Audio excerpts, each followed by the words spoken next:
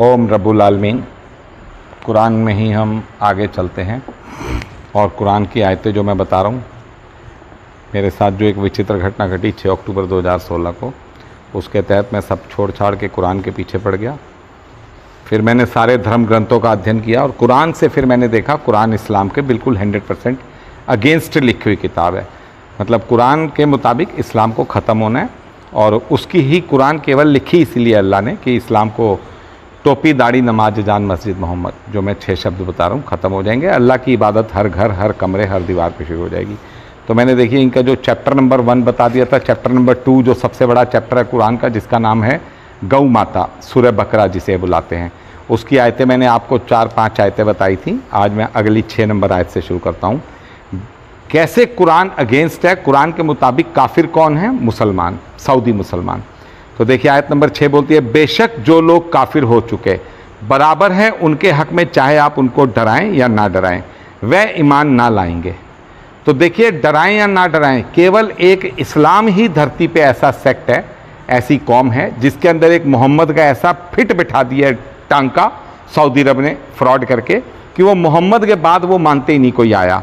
हालांकि मानते हैं ईसा मसीह आएगा, मानते हैं कि मेहंदी हसन कौन इनके आएंगे, ये भी मानते हैं और ये भी मानते हैं कोई नहीं आएगा। क्यों? क्योंकि सऊदी अरब ने गफलत में डाला, 102 इनके फिरके बन गए लड़ते लड़ते। तो बेशक जो लोग काफिर हो चुके हैं बराबर है उनके हक में, चाहे उन्हें डराया न डराए, वह ईमान नहीं लाएंगे। तो ईमान लाना ना लाना किस कौम के ऊपर सारा है? सारा केवल इस्लाम के अंदर ही है, ईमान लाना ना लाना। अल्लाह किस कौम की किताब है? ये इस्लाम के। तो टोटल किताब साफ साफ इस्लाम को संबोधित कर रही है, सऊदी इस्लाम को, और दीनों के लिए ये एडवाइजरी है।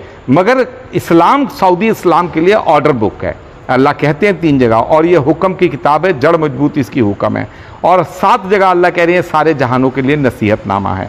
तो हम लोगों के लिए, नॉन इस्लाम के लिए नसीहतनामा है, एडवाइजरी बुक, मगर उनके लिए ये ऑर्डर बुक है। तो देखिए जो लोग काफिर हो चुके हैं बराबर, तो काफिर इन्हीं को अल्लाह बता रहे हैं। मैं आगे साबित करूंगा, कुरान के हर पेज से मैं साबित करूंगा कि सऊदी मुसलमान काफिर हैं।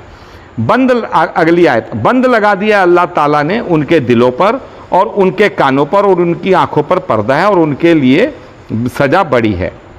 तो देखिए जो अल्लाह ताला, ये मैं कह रहा हूं ना, कुरान टोटल जब कुरान को निकाला जाएगा जड़ से तो पूरी हिंदू धर्म पर आकर ये आधारित हो जाएगी, सनातन धर्म पे आके इसका एंड हो जाएगा।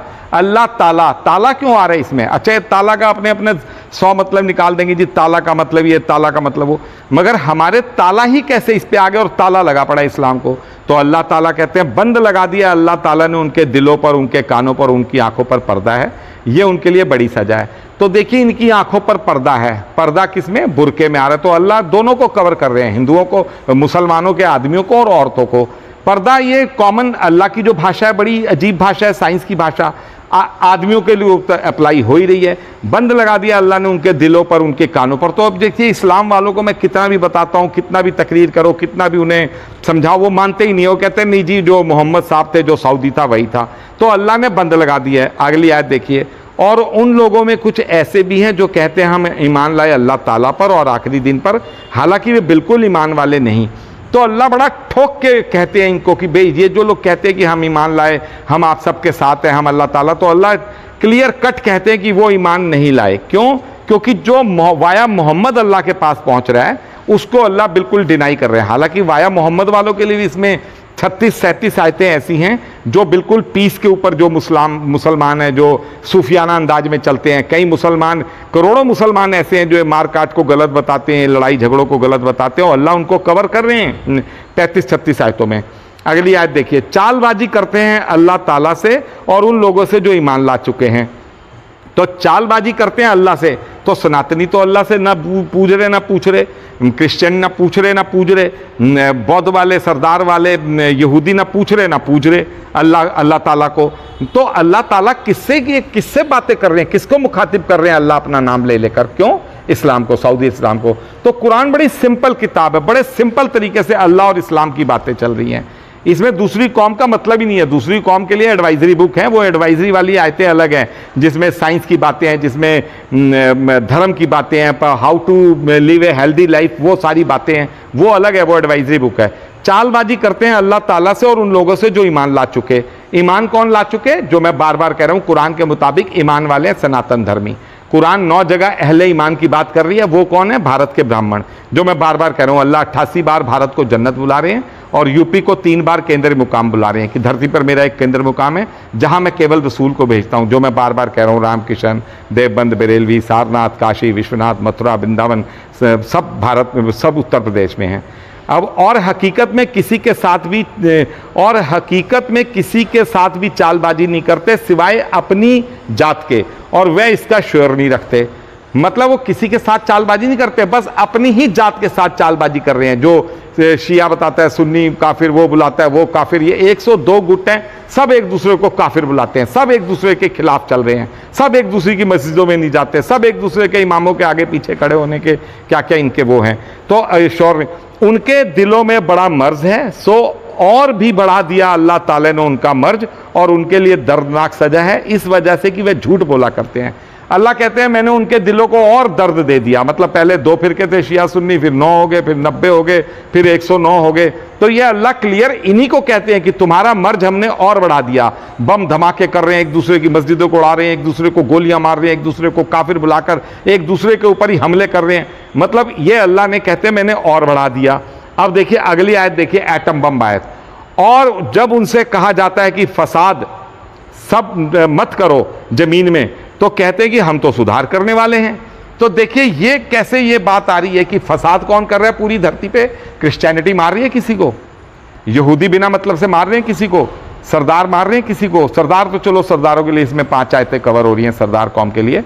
तो देखिए कोई कौम, बौद्ध वाले हैं, सनातन धर्मी कौन, यही केवल मारपीट कर रहे हैं। तो इनसे जब कहा जाए कि भैया फसाद मत करो, तो कहते हैं हम तो सुधार कर रहे हैं। तो जाकिर नाइक जो कहते हैं अजी हम तो ये सुधार रहे हैं, हम तो इसको ऐसे सुधार रहे हैं, हम तो दीन को सुधार रहे हैं, हम थोड़ी मारकाट कर रहे हैं। तो देखिए केवल एक इस्लाम धर्म ही ऐसा है जो फसाद करता है और फिर कहता है जी हम तो ये सुधार के लिए कर रहे हैं, हम जबरदस्ती तुम्हें जन्नत का रास्ता दिखा रहे हैं।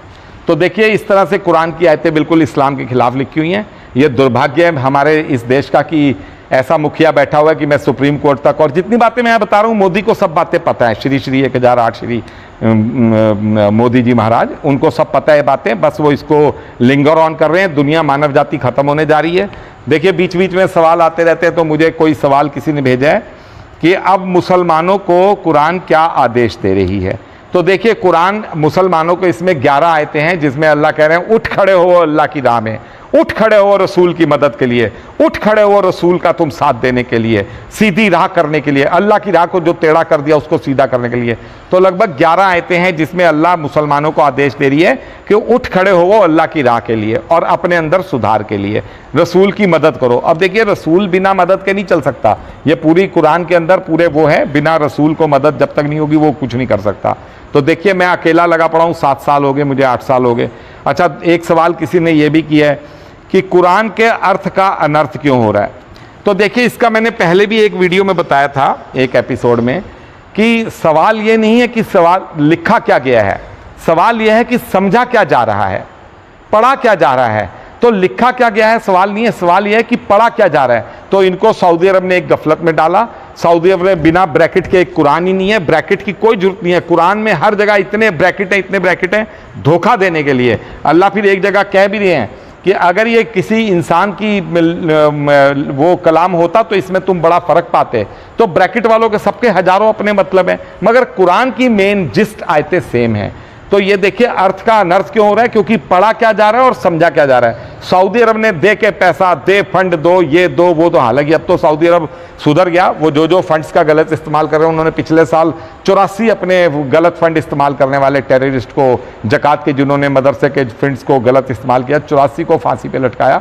पूरी दुनिया हैरान रह गई, मगर उन्होंने चुपचाप लटकाया क्योंकि वो टोटल इस्लाम के इस वक्त खिलाफ काम कर रहे हैं। उन्हें पता है धरती पर रसूल आ चुका है, जो धरती पे हिस्टोरिकल नेचुरल क्लाइमेटिस चल रही है उसकी वजह से चल रही है। तो कुरान का अर्थ का अनर्थ यूं हो गया, सऊदी अरब ने धोखा दिया। इसमें कुरान में कह भी रहे हैं अल्लाह, 9 जगह अल्लाह कह रहे हैं कि ये तुम्हें अल्लाह के नाम पर किसने धोखा दे दिया, ये अल्लाह के नाम पर तुमने किसको तुम्हारे साथ फ्रॉड कर दिया, ये अल्लाह के नाम से तुम्हें कौन चीटिंग कर गया।